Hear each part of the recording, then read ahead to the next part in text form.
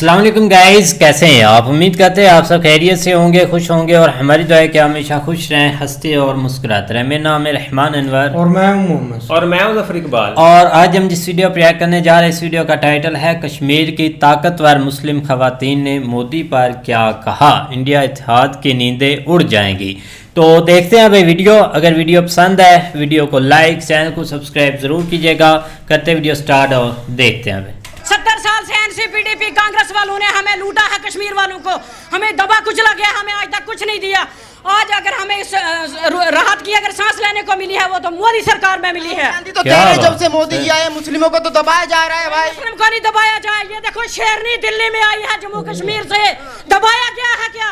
दबाया गया है। झंडा मेरे हाथ में था, फ्रंट लाइन मेरे हाथ में थी, कहाँ दबाया गया है? मैं भी तो एक मुस्लिम हूँ, मैं भी तो कश्मीर की बाशिंदा हूँ। ये ड्रामेबाजी से ये बाजी नहीं चलती है। मेरा एरिया डिस्ट्रिक्ट पुंछ है, मैं पुंछ की रहने वाली हूँ, डिस्ट्रिक्ट पुंछ की और जम्मू कश्मीर की बाशिंदी हूँ। तो नेशनल हाईवे बन रहा है जम्मू टू पुंछ। आप भी आइए वहाँ पे, देखिए कि आज जम्मू कश्मीर के लोग किस हालात में जी रहे हैं। खुशनुमा माहौल है वहाँ, हमारे में भाईचारा, हिंदू मुस्लिम भाई भाई। ये पाकिस्तान की नफरत कहाँ से आई? हम हिंदू मुस्लिम एक थे, हैं और रहेंगे। रही बात, आप देखते होंगे लगातार चलता रहता है कि भाई जो भारत के मुसलमान हैं उनको तो वहाँ पे दबाया जा रहा है, जुल्म हो रहा है। कोई ना, भारत का मुसलमान, आप मेरी बात सुन लीजिए कान खोल के। इसने एंकर को भी भारत का मुसलमान ना डरा था, ना डरा है, ना डरेगा। आप ये नोट कर लीजिए, ये मेरी आवाज। मेरा नाम परवाज चौहान गुज्जर। कहाँ से आए? मैं जम्मू कश्मीर से आई हूँ। जम्मू कश्मीर में क्या हालात चल रहे हैं? बिल्कुल बढ़िया। जब से मोदी साहब आए तो बिल्कुल बढ़िया है। लोगों से जो पत्थरबाजी थी वो बंद हो गई है। पत्थरबाजी मोदी साहब ने उनके हाथों से छीन के और लैपटॉप दिए हैं बच्चों के हाथों में, काफी पेंसिल दी है बच्चों के हाथों में। क्या बात करते हो आप? बदल गया सब? बिल्कुल बदला है इंशाल्लाह। जम्मू कश्मीर नहीं, हिंदुस्तान नहीं बदलता, जम्मू कश्मीर नहीं बदलता है, पूरा हिंदुस्तान। इवन के मोदी ने पूरे वर्ल्ड को हाथ में लिया हुआ है, पूरे वर्ल्ड को ऐसा हाथ में। पहले क्या था जम्मू कश्मीर में जो अब हो गया मोदी के आने से? बिल्कुल, पहले बमबारी होती थी, हम सिसक के जी रहे थे जम्मू कश्मीर में। आज हम खुले मैदान में, जैसे खुले मैदान में कोई घूम रहा है ऐसे हम घूम रहे। टूरिज्म जो है वो इस वक्त बढ़ावा दे रहा है, हम शांति से रह रहे हैं वहाँ पे। अगर सुकून है तो आज मोदी सरकार में सुकून है। 70 साल से एनसीपीडीपी कांग्रेस वालों ने हमें लूटा है, कश्मीर वालों को हमें दबा कुचला गया, हमें आज तक कुछ नहीं दिया। आज अगर हमें इस राहत की अगर सांस लेने को मिली है वो तो मोदी सरकार में मिली है। तो कह रहे जब से मोदी जी आए मुस्लिमों को तो दबाया जा रहा है भाई। मुस्लिम को नहीं दबाया जाए। ये देखो शेरनी दिल्ली में आई है जम्मू कश्मीर से, दबाया गया है क्या? दबाया गया है। झंडा मेरे हाथ में था, फ्रंट लाइन मेरे हाथ में थी, कहाँ दबाया गया है? मैं भी तो एक मुस्लिम हूँ, मैं भी तो कश्मीर की बाशिंदा हूँ। ये ड्रामेबाजी से ये बाजी नहीं चलती है। ऐसा मोदी ने मुस्लिमों के लिए क्या किया जो आप इतनी तारीफ कर रहे हैं? बहुत कुछ किया है हमारे लिए, बहुत कुछ किया है। मोदी साहब जब से आए हैं सुकून है, अमन है, चैन है, भाईचारा है, सब कुछ है। और कश्मीर में सबसे ज्यादा ये है कि टूरिज्म बहाल हुआ है, फिल्में बन रही हैं और मुसलमान वहाँ पे, पहले भी आपको पता ही है कि वहाँ क्या हालत होती थी। आज की डेट में भी आप पता कर सकते हो कि क्या किस तरीके से हम लोग जी रहे हैं। जिन बच्चों के हाथ में पत्थर थे उनके हाथ में लैपटॉप है, ये सबसे बड़ा उदाहरण है। कि आप बात करें, पाकिस्तान कहता है कि सारी लड़ाई तो उसी को लेके है कि हम पीओके कहा देंगे भाई। देखो पीओके के लोग वहाँ से कह रहे हैं कि खुदा रहा हमें ले चलो, हम भूखे मर रहे हैं, हमारे पास कुछ नहीं है। ये टीवी पे सब कुछ देख रहे हैं, छोटे बच्चे के हाथ में भी मोबाइल है, इंटरनेट का जमाना है। तो आप भी देख रहे हो और मैं भी देख रही हूँ कि मोदी है तो मुमकिन है। वो खुद लोग कहते हैं हमारे साथ जब आना चाहते हैं तो हमें लाना चाहिए ना उनको।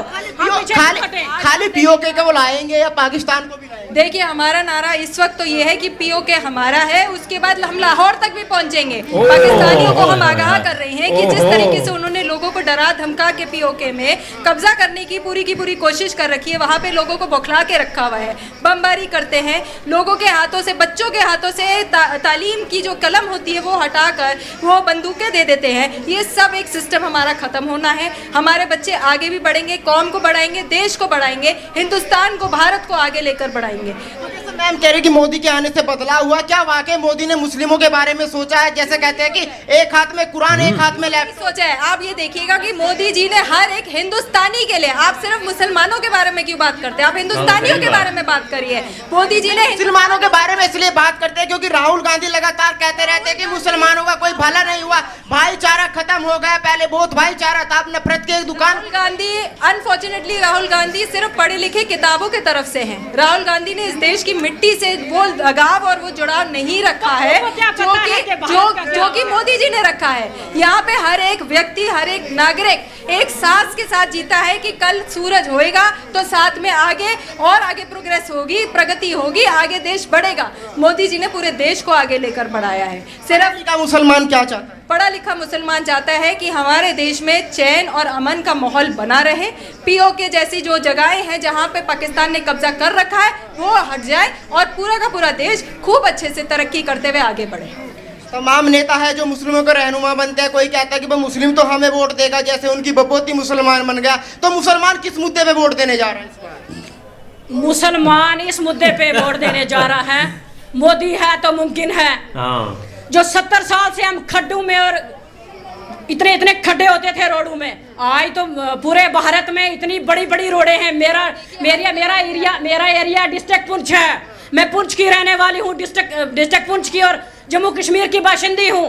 तो नेशनल हाईवे बन रहा है जम्मू टू पुंछ, आप भी आइए वहाँ पे देखिए कि आज जम्मू कश्मीर के लोग किस हालात में जी रहे हैं। खुशनुमा माहौल है वहाँ, हमारे में भाईचारा, हिंदू मुस्लिम भाई भाई।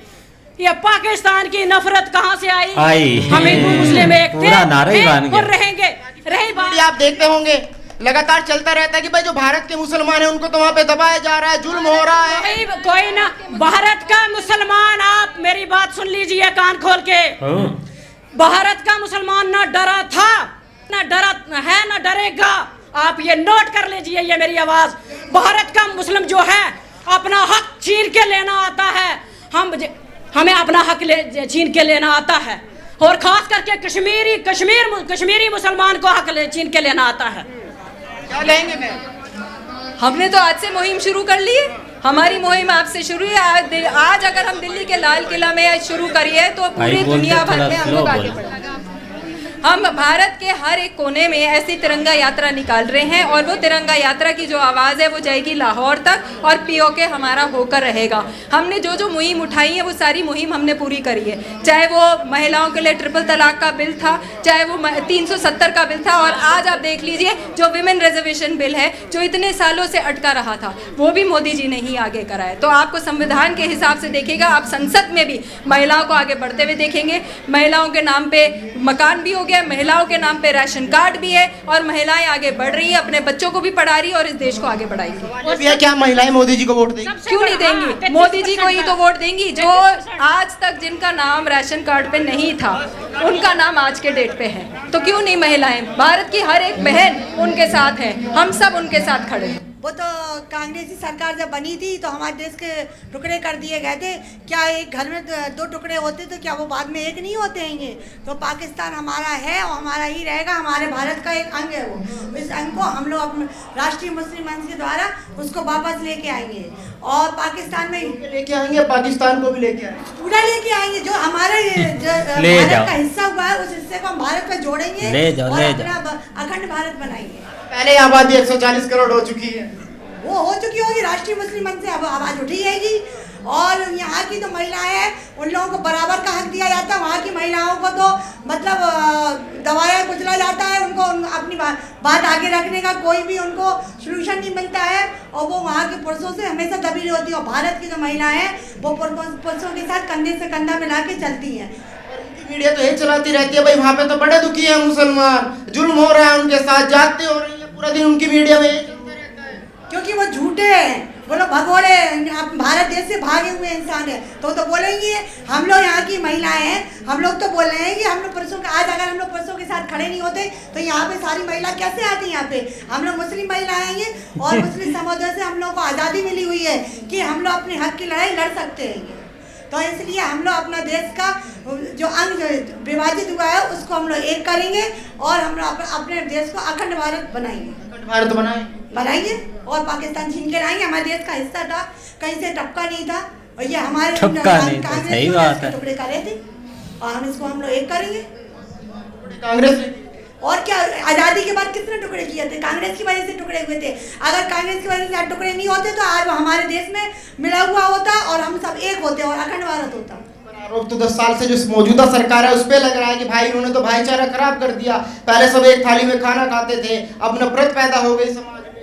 राहुल गांधी जी लगातार कह रहे हैं कि मोहब्बत की दुकान खोल रहा हूँ। सुनिए, मैं झांसी से हूँ, मैं हाजरा रहूँ और झांसी में एक मतलब जो समुदाय की महिला हिंदू है उसके ही मतलब जाने से हम लोग पहचाने जाते हैं। तो झांसी की रानी अगर इस तरह हिंदू मुस्लिम का होता ना तो मुस्लिम समुदाय के लोग झांसी के रानी नाम से नहीं जाने जाते।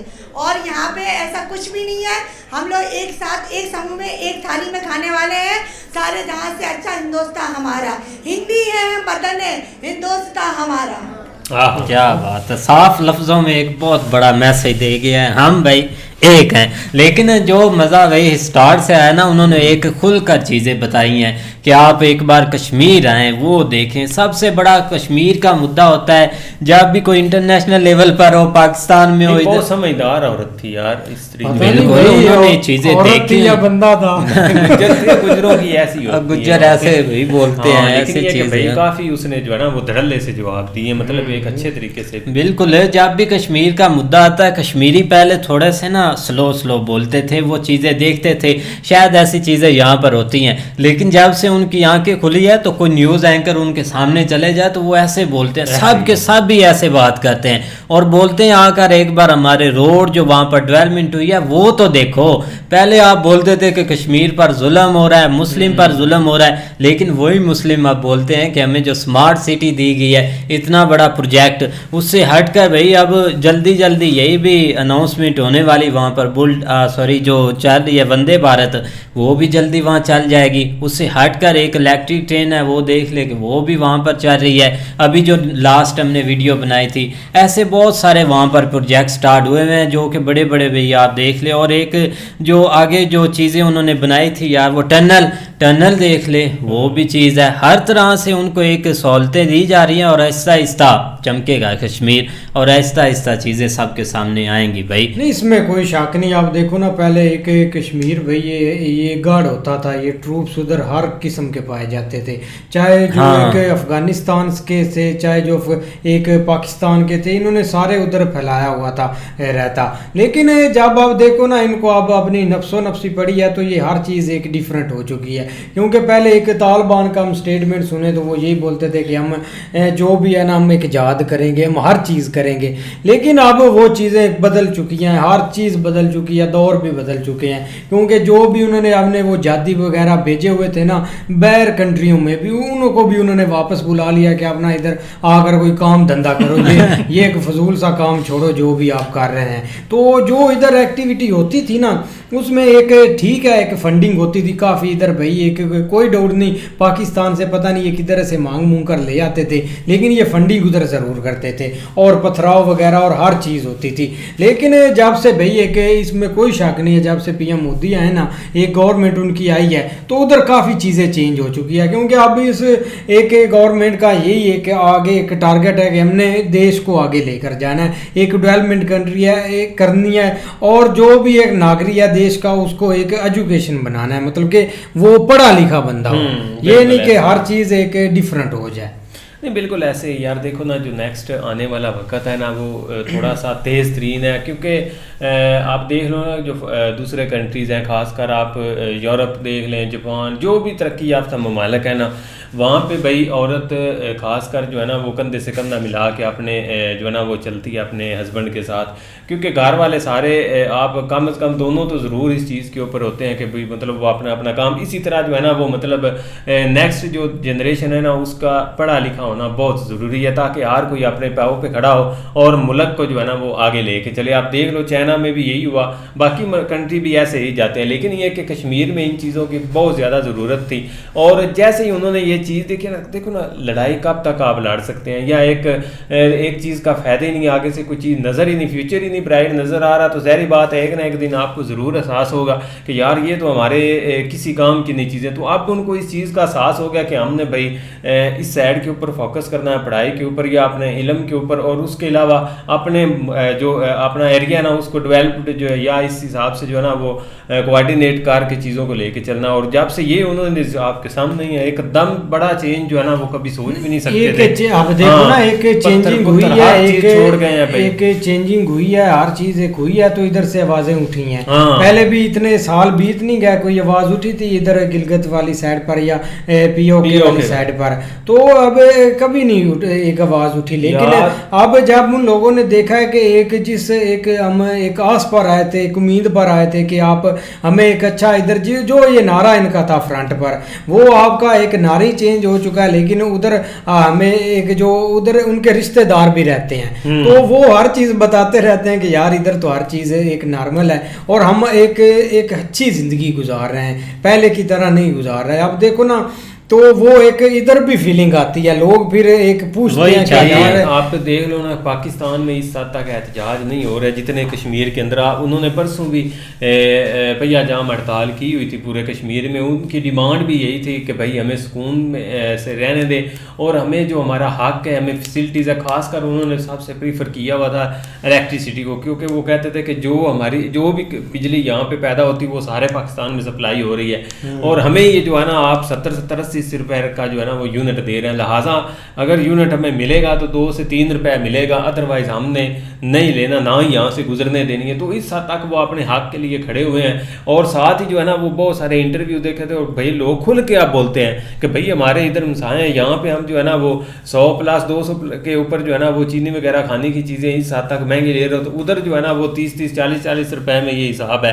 तो हम क्यों जो है ना वो यहाँ कंपैरिजन करते हैं, पहले एक तो कंपैरिजन ये बनता, और एक जो उनके आपस में कोऑर्डिनेशन है, खासकर जो कुछ रिलेटिव्स उधर रहते हैं इधर, जब उनके साथ बात होती तो ज़ाहिर बात खून तो खोलता कि यार हम तो किस एक चक्की में जो है ना पिसे जा रहे हैं। तो इसलिए भाई ये आपके सामने इतना बड़ा चेंज है, और बिल्कुल उनकी बात ठीक है कि भाई इस तरह लेडीज़ का आगे फ्रंट फुट पे आना ये एक बहुत बड़ा गेम चेंजर था, खासकर कश्मीर के लोगों के लिए। और ज़ाहिर बात है जब जो है ना वो स्त्रियाँ आगे फ्रंट के ऊपर आती हैं तो फिर चेंज तो ज़ाहिर बात है आता है। लेकिन उन्होंने भाई इधर दिल्ली में आके एक रैली निकाली हुई है जो कि मतलब एक गवर्नमेंट के हक में है।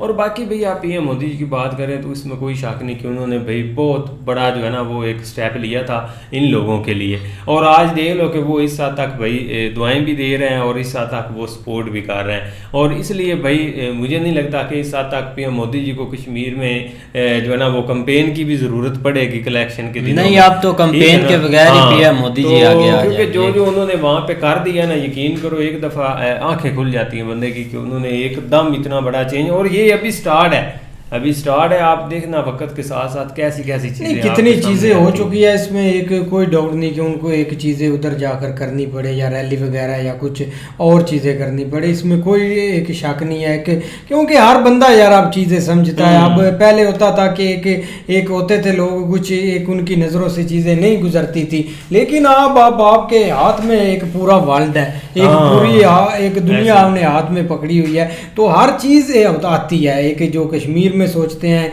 एक जो पाकिस्तान में सोचते हैं। अब देखो ना, पहले लोग ये जो पेरेंट्स होते थे इनको पता ही नहीं होता था उधर का बंदा क्या सोचता है, इधर का बंदा, लेकिन अब हर बंदे का एक माइंड का पता है। और हमने भाई कश्मीर में यकीन करे, पहले एक लोग देखते थे कि यार कोई कश्मीरी एक लड़का हमें मिले, कोई हमसे बात करे, तो कर्फ्यू लगा होता है, पता ही नहीं चलता। लेकिन 17 से 18 उधर से भाई व्लॉगर हैं और वो ऐसी एक डेली चीजें कवर करते हैं जिसके बारे में हमने सोचा भी नहीं होगा। तो डेली रूटीन पर ये नहीं वो सारी ट्रेन्स के बारे में हमें अपडेट दी है, अब ये बन रही है, ये बन रही है, और काफी वो एक खुशहाल और खुश भैया हैं। लेकिन इधर भैया के इसमें कोई शक नहीं, प्रोपेगेंडा काफी फैलाया जाता है। नेक्स्ट ये जो एक मुद्दा बना ना हिंदू मुस्लिम वाला, वो ऐसे दबेगा ना, खासकर आपको अब डूबता हुआ तो नजर आ गया है। लेकिन ये कि एक टाइम ऐसा आना कि नाम ही नहीं किसी ने ले लेना। और क्योंकि वो चीज़ ज़्यादा जो है ना वो फैलती है, जिसके ऊपर कोई पीछे बैकग्राउंड हो रहा होता है। जब आप देखो ना कि वो चीज़ पीछे कुछ भी नहीं है तो वो आस्ता आस्ता जो है ना वो ख़त्म होती जाती है। और यही रूटीन, यही आप देख लें कि इस चीज़ के साथ हो रहा है कि ये इन्होंने जो एक मुद्दा बनाया हुआ था हिंदू मुस्लिम वाला, वो जब हम वहाँ पे भाई लोगों को देखा, कोई उधर भेदभाव ही नहीं किसी किस्म का, लोग खुशहाल है एक दूसरे के साथ ना। ये जुल्म वाली जो बातें ऐसी दबी हैं ना, क्योंकि असल में ना ये चीज़ें ऑटोमेटिक हो गई हैं। ये जो बजाय इधर उधर हम बोलते थे वो इधर हमारे ऊपर होने लग गई हैं। इसलिए जो है वो आप पता चला कि भाई इधर हो रहा है जो, हाँ इसलिए बोलते नहीं। बाकी भाई अच्छी वीडियो थी भाई, उन्होंने अच्छे इंटरव्यू दिए हैं और भी देखेंगे। बाकी वीडियो पसंद आए वीडियो को लाइक, चैनल को सब्सक्राइब ज़रूर कीजिएगा। मिलते हैं नई वीडियो के साथ, तब तक के लिए अल्लाह।